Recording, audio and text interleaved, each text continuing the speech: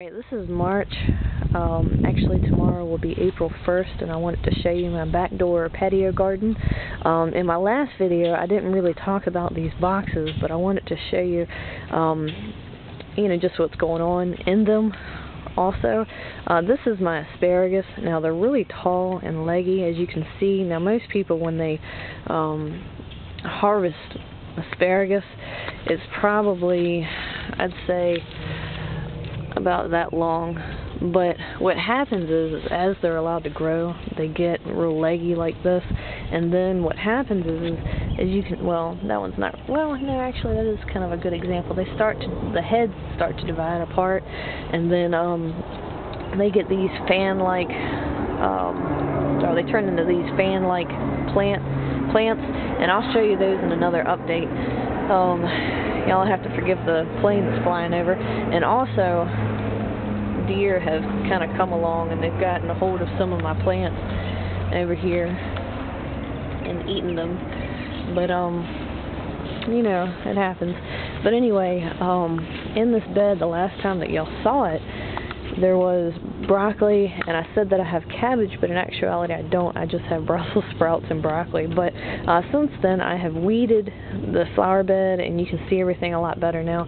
And we've actually had about 2 or 3 harvestings of broccoli off of the broccoli plants. And once you get the initial head, it still produces broccoli. It's just not as big as, say, when you first do it, and that's like an example of another broccoli head right there.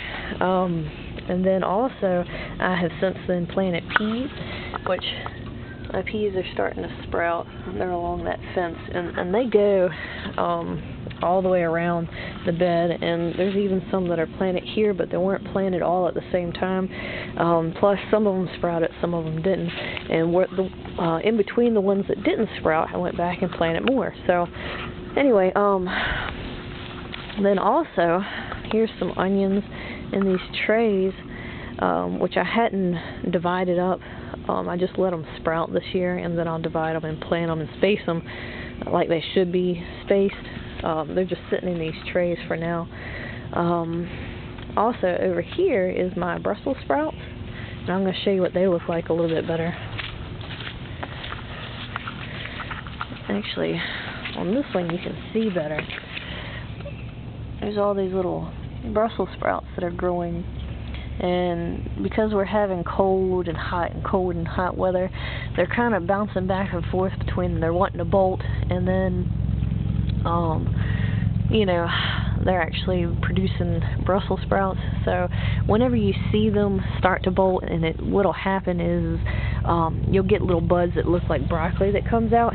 Break those off, and actually here's a small example of one. Let me see if you can see this. I don't know how well you can see that.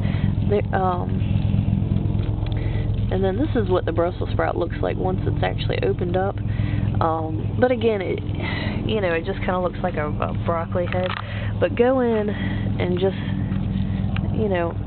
find a new or space right above a node and break it off and eat it. It's really good. But that'll further encourage it to send out more Brussels sprout heads. And here's more onions. Actually, this might be garlic. I'm not sure. We had this debate last video, but anyway,